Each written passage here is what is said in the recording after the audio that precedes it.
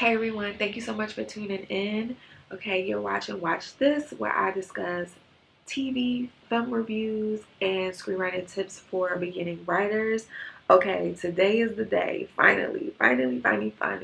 So today I'm going to go over just the basic steps of formatting your screenplay and then the terms that go along with formatting. So I hope that kind of understand. Basically, I'm going over how a script should look and then the terms of each of um, the basic principles of the formatting. So I have a script here in front of me on my iPad, which is Abbott Elementary, and I am going to just take you through the first couple of pages and any other things that I see on the script that can give you an idea what the terminology is for uh, the different features in the script. So I'm going to take you to my iPad. Okay, so first thing first, as you can see, we have our script here. And because this is a network draft, usually sometimes networks, they will have an alias name. So you can see that it says Harriet Elementary, which that is not the name of the show, but this was probably the alias name of the show when it was in development. So first thing first, let's go over the title page. So this is what our title page looks like. It has Harriet Elementary, that is the title of the show. Then you can see here we have pilot directly underneath it. And typically, if this wasn't the pilot, it would have the episode number and the title of the episode. And then you'll have who is written by. So it's written by Quentin Brunson. And then at the bottom, for this, because this is a network draft, it has revised network draft and the date. Now, I will say, if you are a new writer, you do not have any connections to a network, you are just writing a script for, let's say, a fellowship or a contest, or just to write a script and you want to pass it along to, let's say, an agent, a manager, you will not have this revised network draft at the bottom. What you want to have, and I will input this so that you can kind of see. So basically you would put your email address. So email, you put your email, and then directly underneath that you would put your phone number.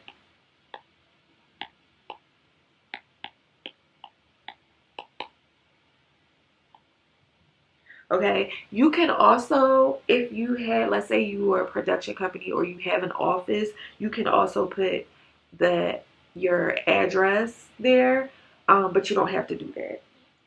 A lot of people also ask, should you put that your script is WGA registered?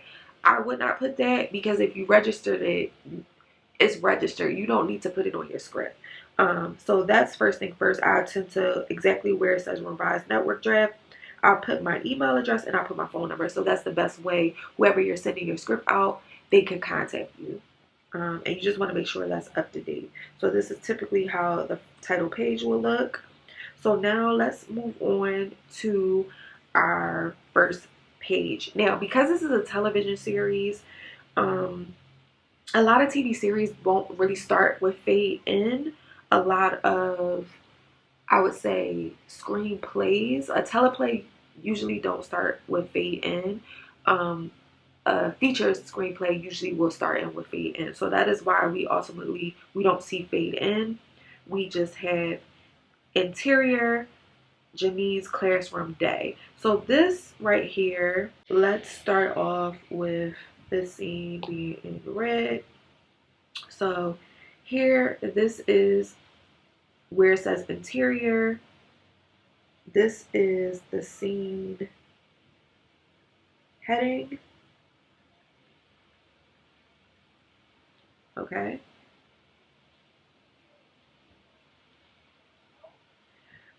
If you, let me just put this. Okay, so this is the scene heading right there. If you notice, so interior, let me just go over some few things. Interior is basically whenever you're in interior, you're inside of whatever the next line is. So interior, you're inside of a building. We are inside of Janine's classroom and it's daytime. So let's say if we were outside of Janine's classroom, it would be exterior classroom day. But usually if it was exterior, it would probably, let's say if you were standing outside of Janine's window of her classroom, it would be exterior Janine's classroom day. So this is just exactly where the scene is located. Um, Next, we have directly under that is going to be our scene. So the scene is basically what we are going to set up to see before we start dialogue.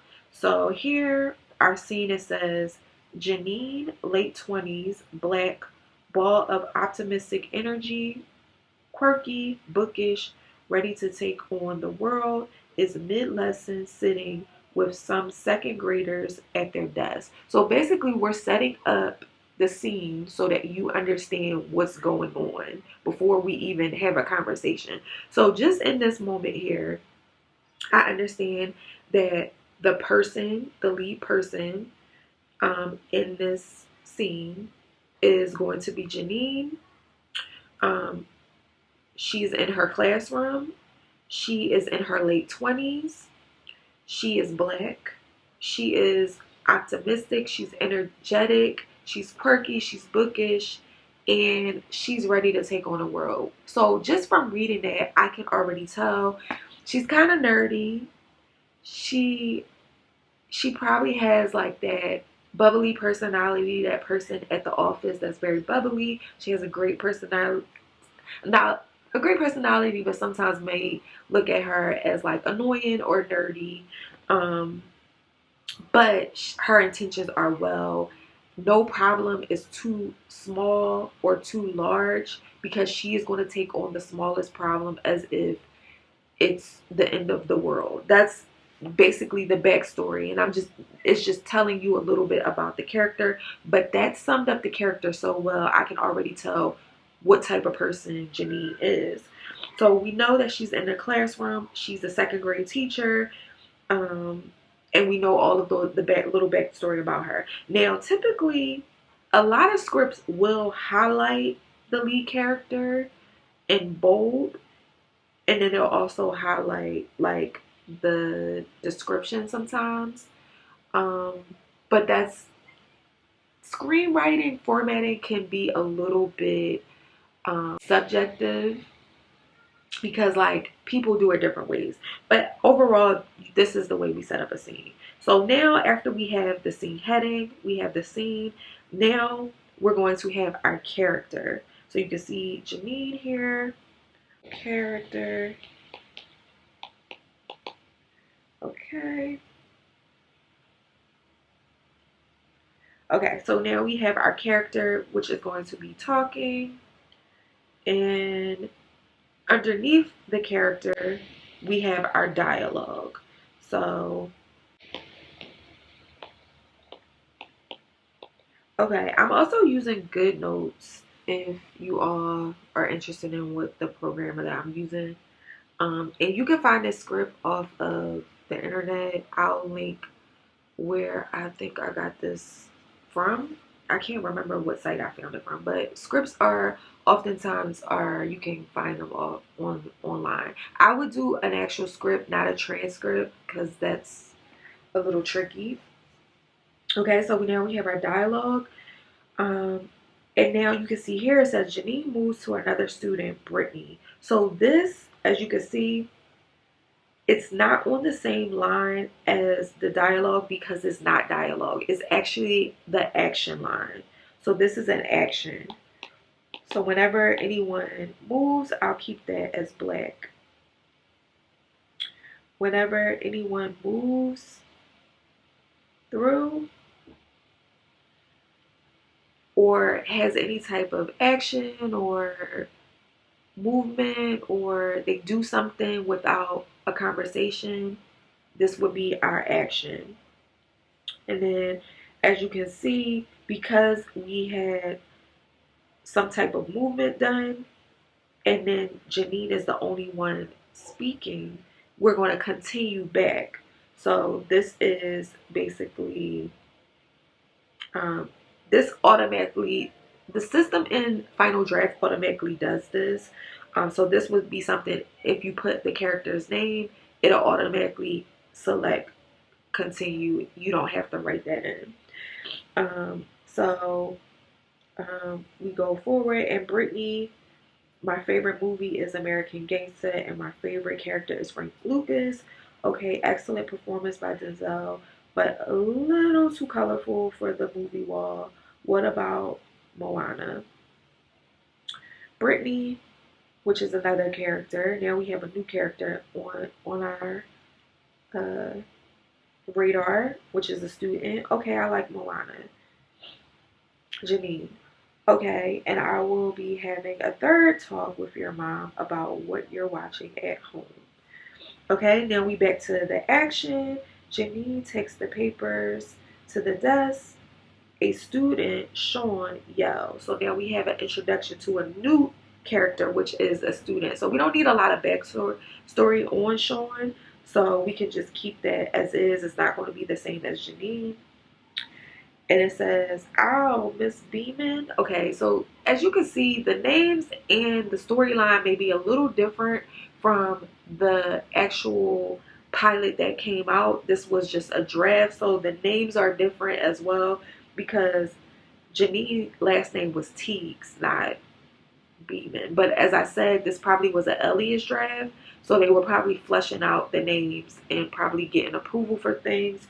So this is why, like, some of this is different. And this is a lot of times also a lot of times also a lot of drafts will um they will have different things in it, which is normal, and those are the drafts that they allow people to read.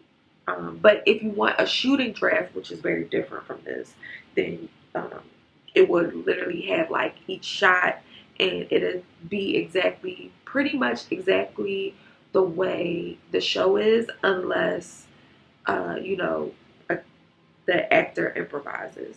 Okay, so now we have another action line. Andrew shows no sign of apology. Okay, so I skipped the part.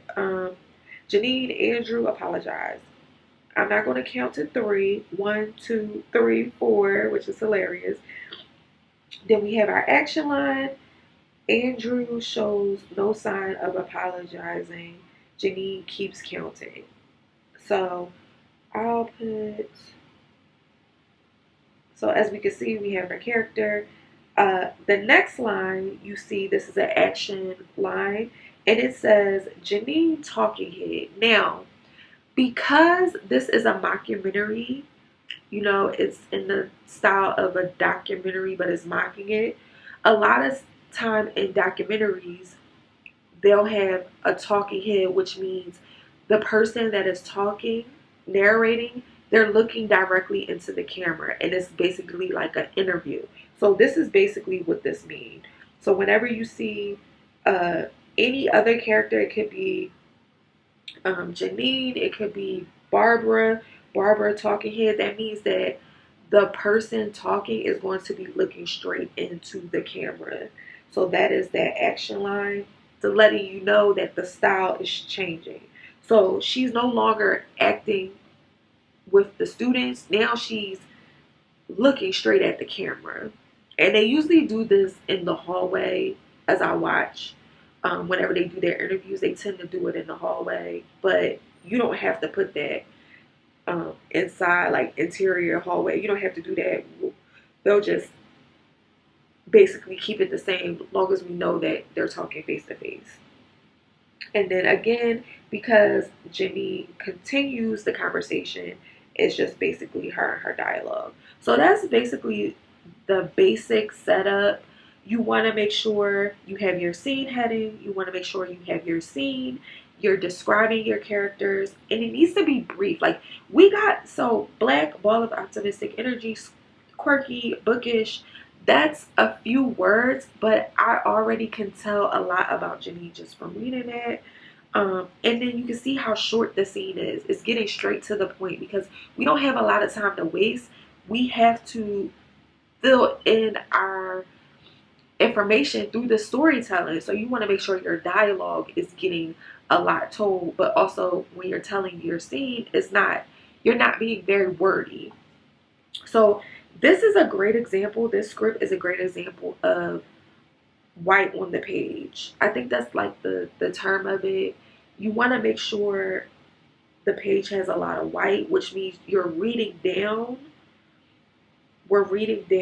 the script easily. So scene, heading, scene, character, dialogue, action, character, dialogue, action, character, dialogue. Like it's going straight down. It's not so many scenes. It's boom, boom, boom. We're getting to the point. So let's go to the next page. Okay, so as you can see at the top of the header, it says Harriet Elementary Revised Network Draft. Now, for when you are submitting to a fellowship, they did request that you do put the name of the pilot and also the title of the episode. So that was something that was requested. Typically when you are writing your own script, I don't tend to do this, but if somebody requests this, like in a fellowship, if you're submitting, you want to make sure you do that because you want to follow all the rules so that they will not penalize you in the contest. So in Final Draft, they do have an option for this where you could put it and you do it once and it does it for the entire script. I can do a run through of different features in Final Draft. Please thumbs up or comment down below if you would like that. But going back over, you can see here we still have interior Jenny's classroom. So we're still in the classroom. It's still the same day. And now we have two kids are sharing a singular desk while learning a lesson. Jenny holds up a history book. It shows the last page, which reads current U.S. President George Bush. Okay, so this right here, this is legit, but sometimes people for the current U.S. president,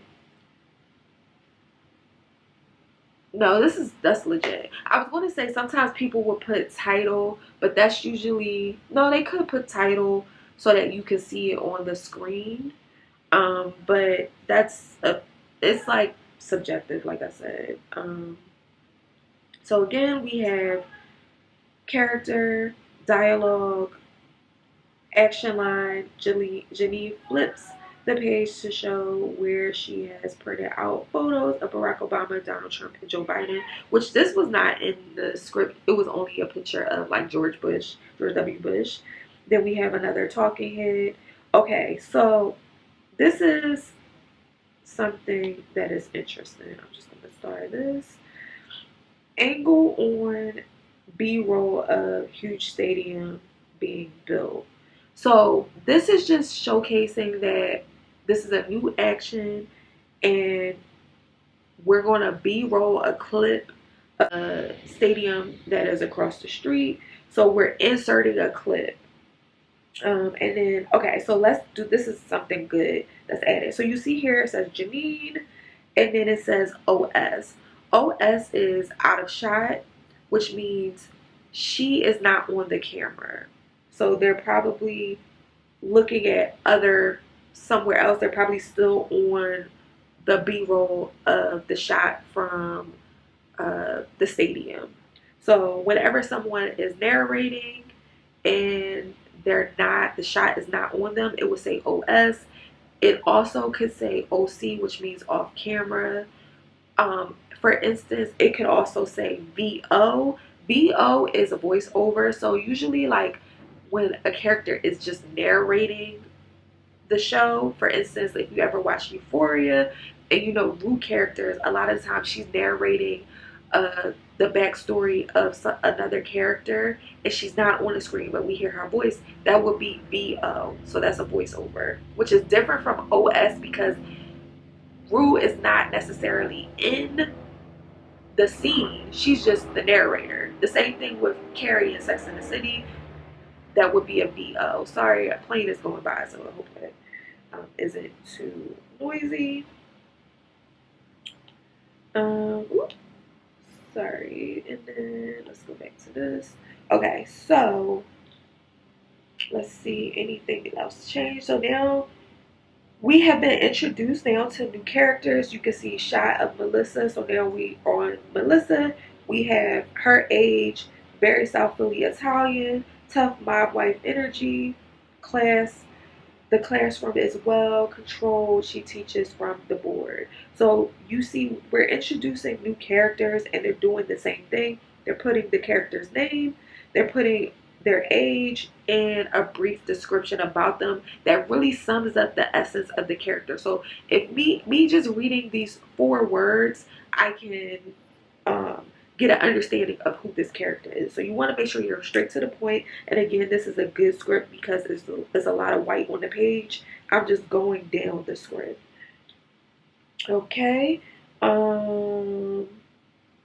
Yeah, you can see it says a globe is thrown and it's underlined. That is basically just emphasizing. You can also have it in bold and like in all caps. Some people will do that as well to kind of emphasize um, the urge of it, but that is also subjective as well.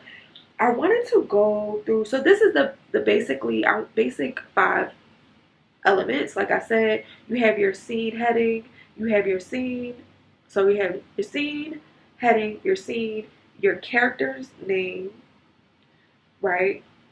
Your dialogue, and then we're going to have other things like I mentioned, uh, the others, which are it could be anything from the shot,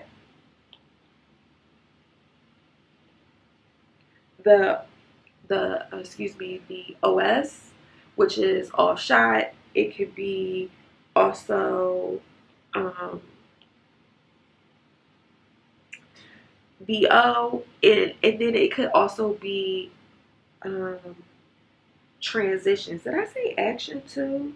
So 1, 2, 3, 4, 5. Okay, 5. So it's scene heading, scene, character, dialogue, action. So those are the 5 major formatting styles that you should know and have those down pat. Then we get into like the OS, the off, like the off shot, the VO, and then let's go to page 11. Okay, let's not go to page 11. We'll finish doing this. So you can see now we're into a different uh, location, interior, external studio, day. So we have our scene heading. We set up the scene. Janine throws an X straight on the bullseye. She turns and gives a thumbs up to the camera, as we were. So then we start to just go back to her talking. So she says, I finally feel on top of things. Suddenly, Janine hears a whizzing sound in the background. We see a child with his back turned towards Janine. Jamar, what are you doing? The toilets don't work. And the rug was plan B. That was like actually in the story. And then we see end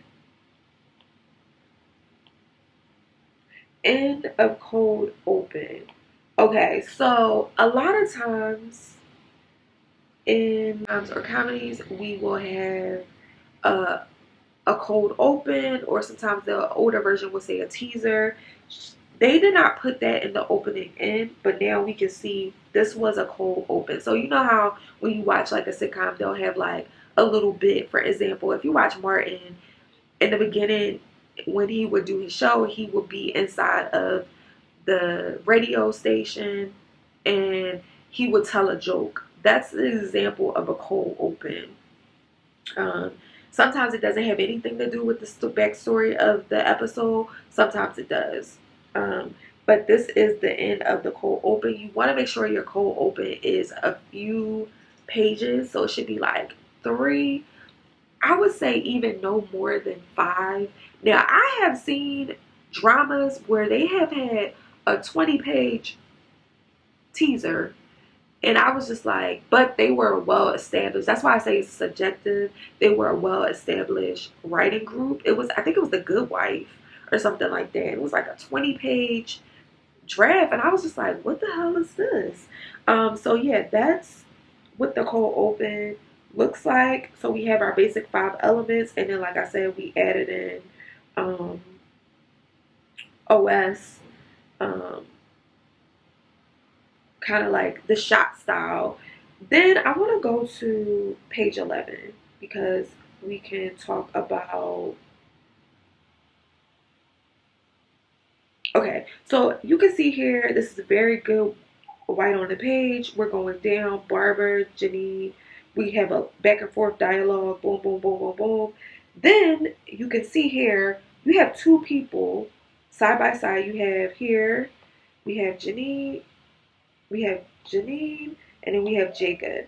So this is an example of double dialogue. That means that they're talking at the same time. And this is the scene where like Jacob like always talks about, he always mentions like he went to Africa or something. Like he mentions just different things um about, like he quotes Malcolm X, and I'll read it out. It says, ouch. It says, ouch.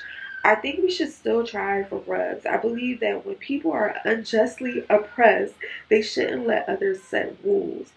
Jacob, what did I say about quoting Malcolm X unnecessarily? And then Jacob says, you told me to stop. But then Janine says, I told you to stop. Like they say it at the same time. So this is an example of double dialogue. And I will put that here.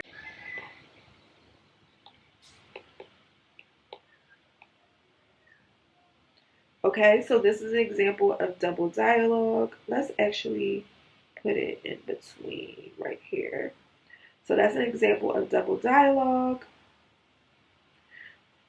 Also, there was another scene I wanted to, you can see here, um, okay, this is subjective as well because if you ever read the script Atlanta, he does not put any acts.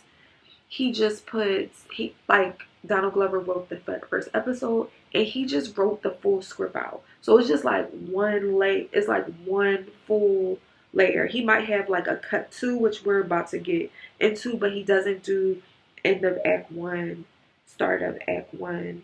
Let me see if I can find act 1, which will be after. So example, this is an example of what act 1 would look like.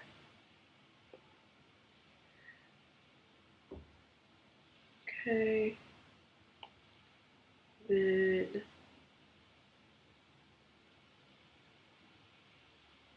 we have end of act 1. Okay. And then there was another thing that I wanted to go over. We have the beginning of act 2.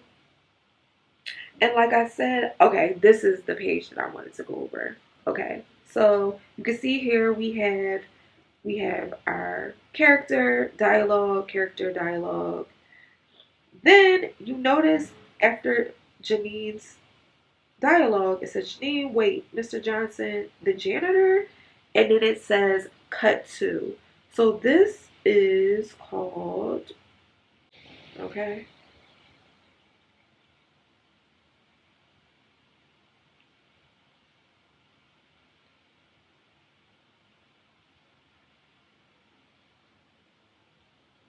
Okay. Ooh, let's move it over. So this is the transition. So whenever you want to cut back and forth, you can do cut to, you can do back to, as you can see here. This is also a transition.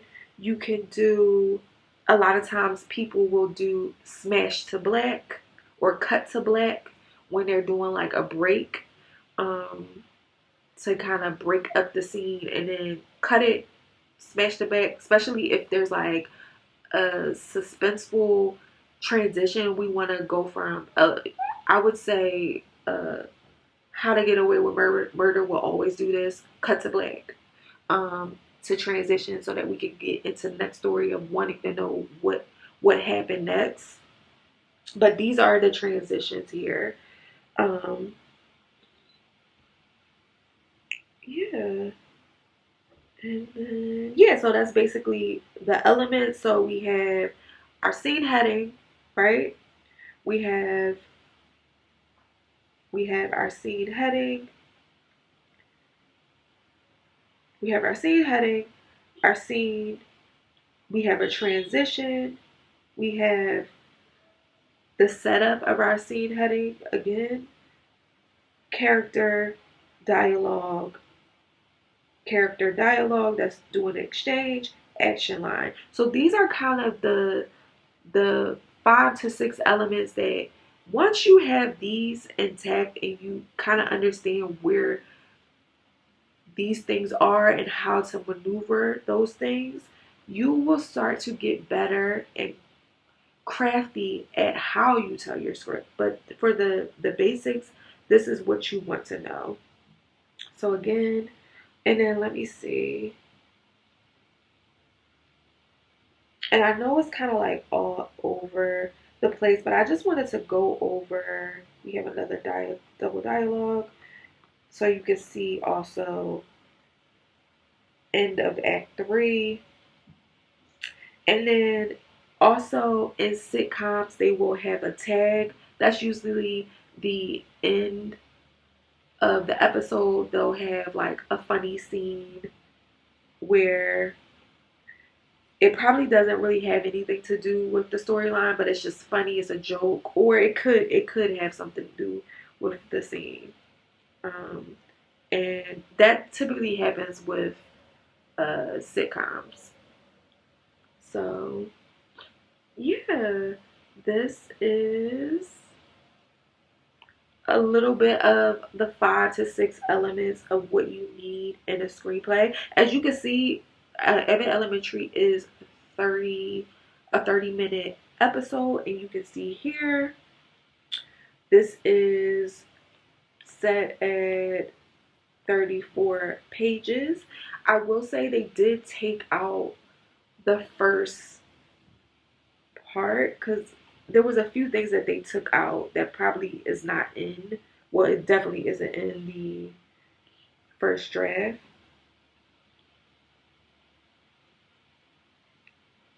So this opening scene, yeah, they kind of like edited around, but 34 pages for a script is not bad for a 30-minute script. I've seen 40. I think the blacklist allow you to have up to like 38 pages or 40, but for fellowships, I would make it 35 or less. Like right now I have a script, I have a dramedy script that is at 38 pages. I'm trying to get it down to 35. I'm trying to snip whatever I don't need and really, like I said, be compact with my scene. So if I need to trim some words out of the scene, you want to compact it as much as possible, where you want to put the effort into dialogue and action so that you can show, not tell. You can speak through your actions, you can speak through transitions, you can speak through dialogue. Or also, there's another thing, I don't think I've seen it here, but parentheticals. Parentheticals is something where, let's say if we get a moment where Janine hugs someone and they don't want to actually put it in the action line, they just say Janine hugs, they put it directly underneath the name. See, they don't have it but it will go directly underneath the character's name.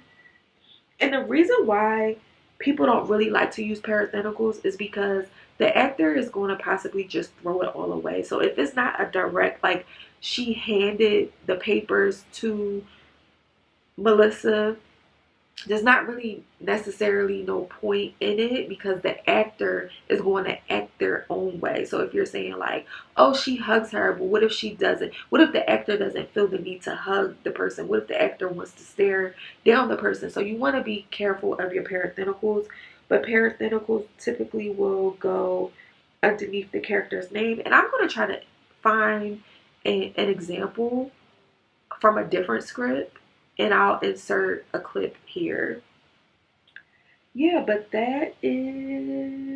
basically um, that is basically the elements and the terms that you need to kind of know uh, for formatting a proper industry standard script.